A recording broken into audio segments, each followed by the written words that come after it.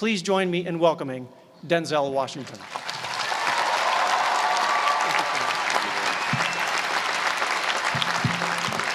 Thank you.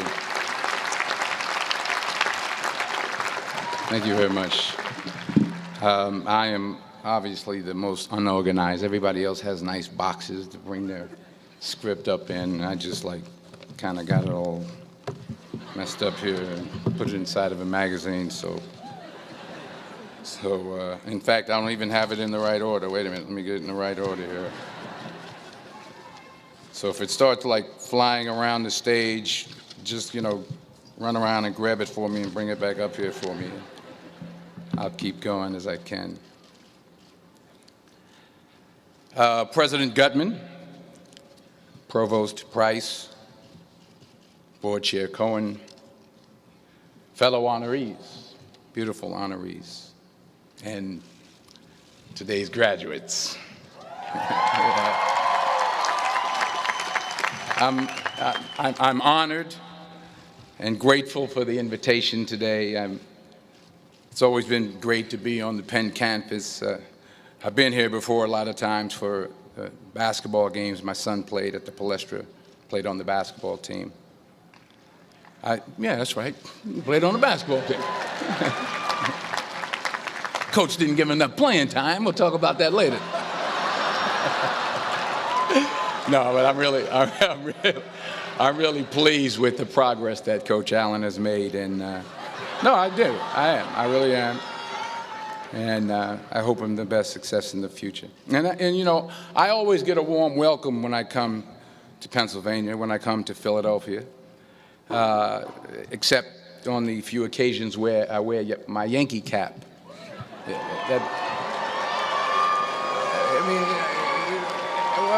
What's wrong with that? I can't suddenly just switch up and wear a Philly cap. I mean, it's like taking your life in your hands around here when you wear a Yankee cap. I'm telling you. I met a couple of guys and they were like, "Hey, we love you, Denzel, but you walking around with that hat on. We don't care who you are." So you'll be happy to see that I'm not wearing my Yankee cap today. I'm wearing my Yankee socks, my Yankee T-shirt, my Yankee jock shorts, my Yankee underwear, my Yankee toe warmers, but not my Yankee cap. But still, I'll be honest with you, I'm a little nervous. I'm not used to speaking at a graduation of this magnitude. It's a little overwhelming. It's out of my comfort zone. You dress me up in army fatigues or throw me on top of a moving train, someone said, unstoppable, or ask me to play Malcolm X, Reuben Hurricane Carter, or Alonzo from Training Day. I can do that. But a commencement speech, it's a very serious affair, and it's a very different ball game. There are literally thousands and thousands of people here. And for those who say, well, you're a movie star, millions of people watch you and watch you speak all the time, well, that's true. That's technically true. But I'm not actually in the theater watching them watching me. I think that makes sense. I mean, I'm not there when they call for a fidget around or pull out their iPhones or text their boyfriend or scratch their behinds or whatever it is they're doing in the movie theater. But from up here, I can see every single one of you. And that makes me uncomfortable. So please, don't pull out your iPhones and don't text your boyfriend until after I'm done. Please. If you have to scratch your behind, I understand. Go ahead.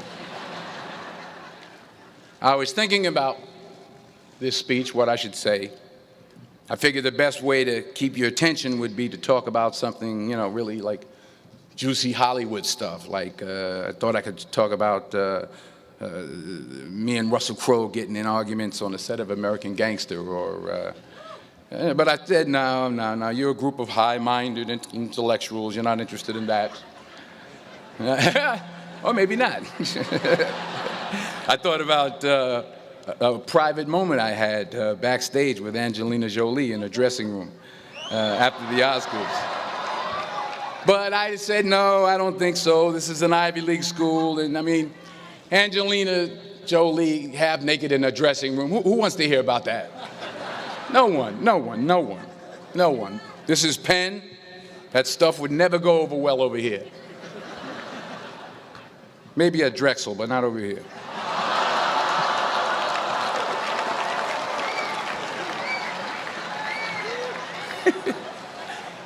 Woo, I'm in trouble now. So I was back to square one, feeling the pressure. So now you're probably thinking, if it was going to be this difficult, this much pressure, why did I even accept today's invitation in the first place? Well, you know, my son goes here, that's number one. That's a good reason. And I always like to check to see how my money's being spent. And I'm sure there's some parents out there who can relate to what I'm talking about. Yeah. To everybody upstairs. And there were some other good reasons for me to show up. Sure, I got an Academy Award, but I never had something called a magic meatball after waiting in line for half an hour at the food truck. Yeah?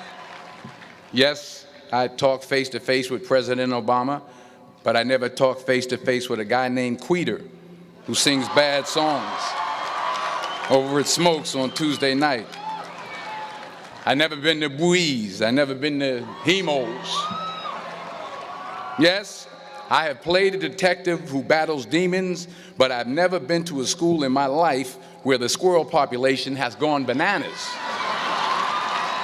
I mean, they're breaking in the dorm rooms, they're walking around campus. I think I saw some carrying books on their way to class.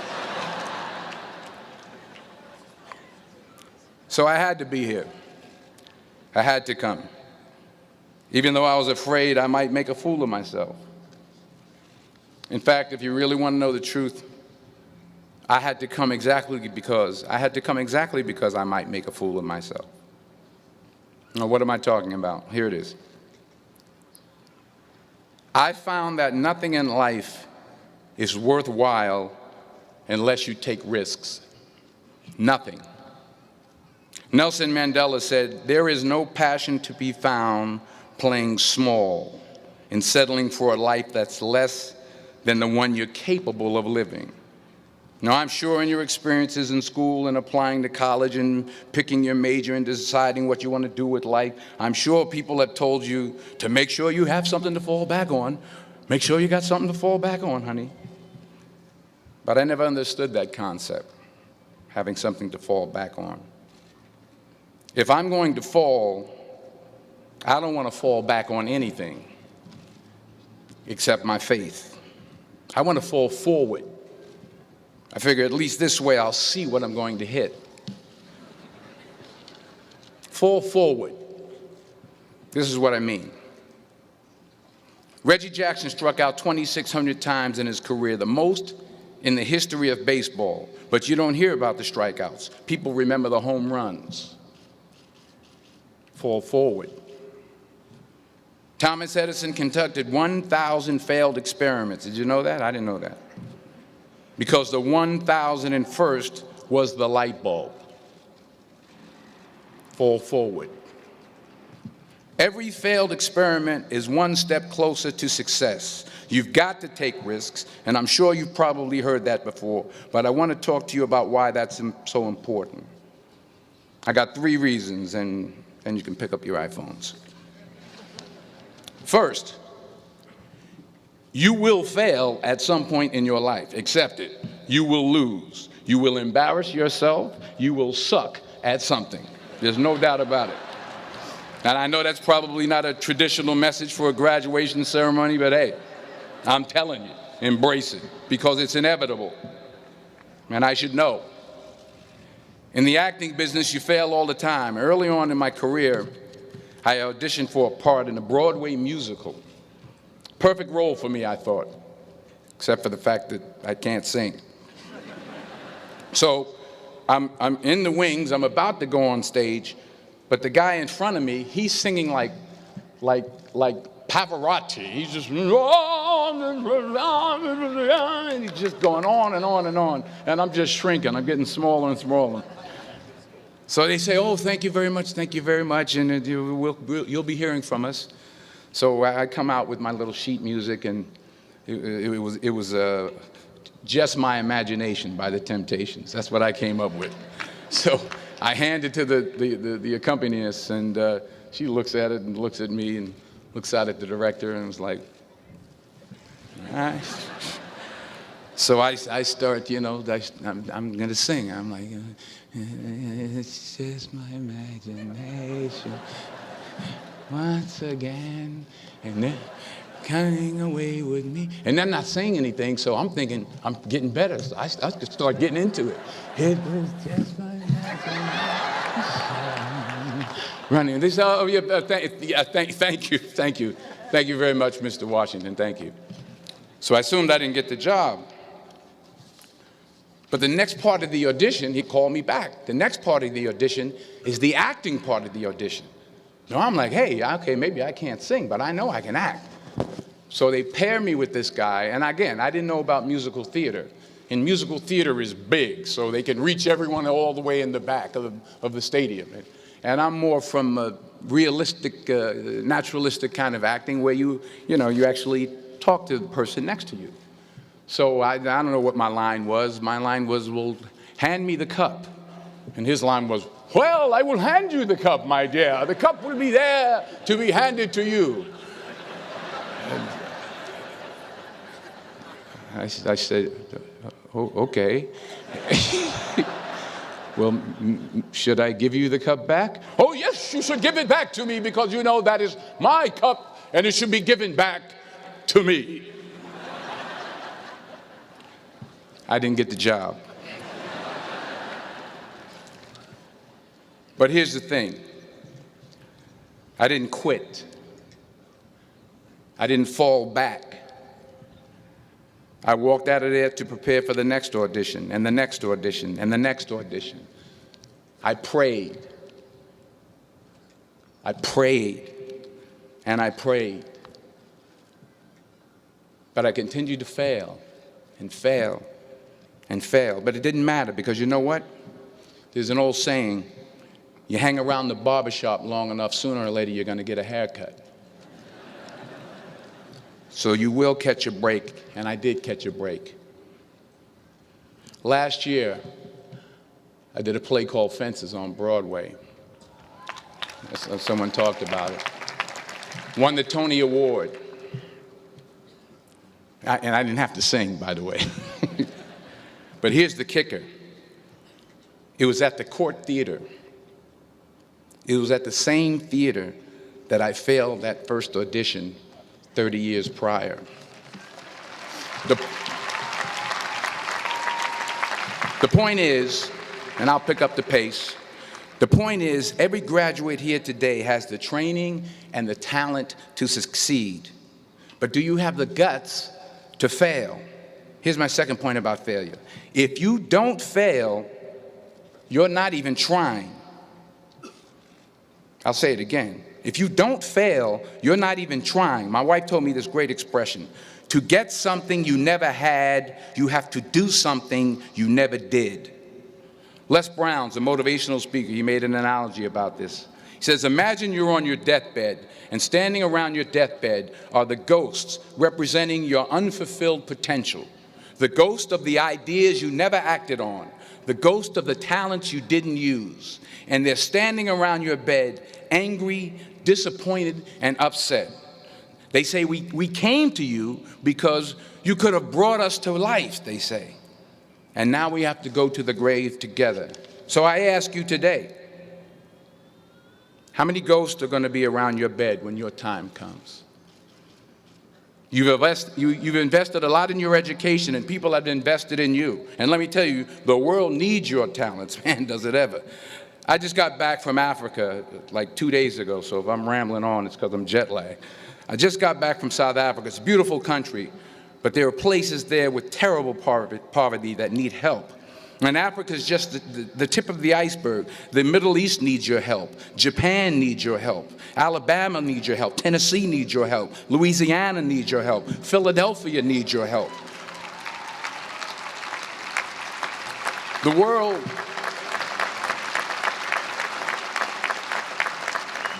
world needs a lot, and we need it from you.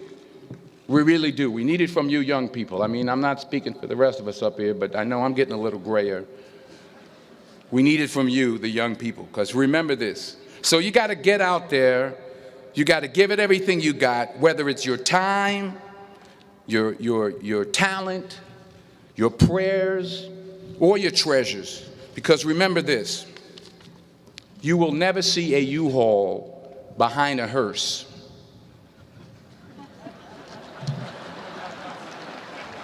I'll say it again.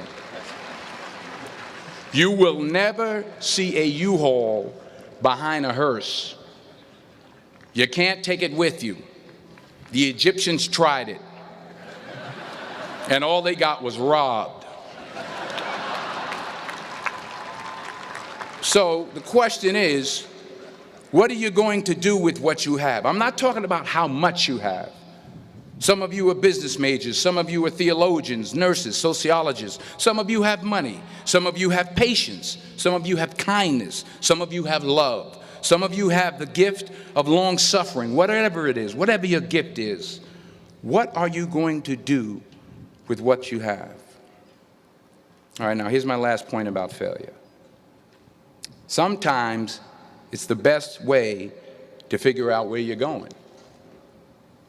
Your life will never be a straight path. I began at Fordham University as a pre-med student. I took a course called cardiac morphogenesis. I still can't say it.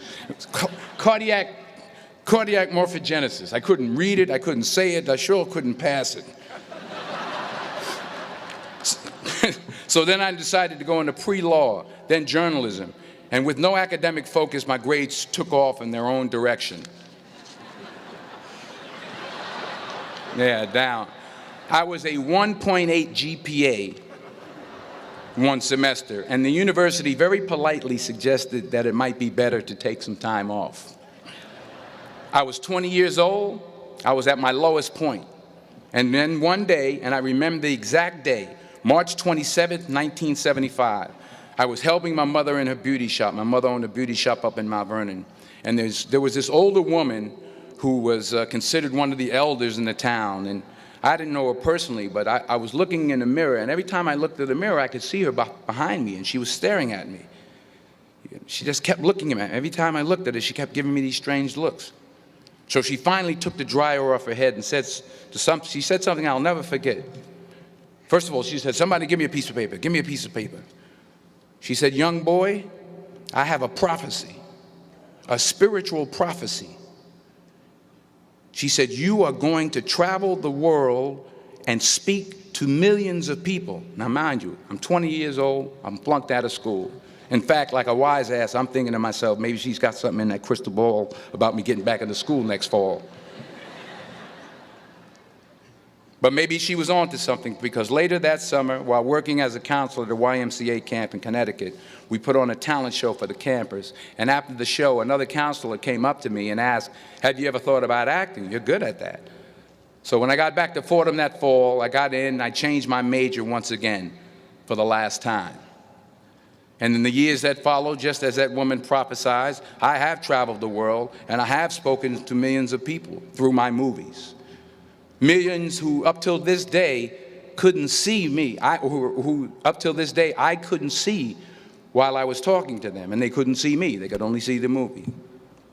They couldn't see the real me. But I see you today, and I'm encouraged by what I see. And I'm strengthened by what I see. And I love what I see.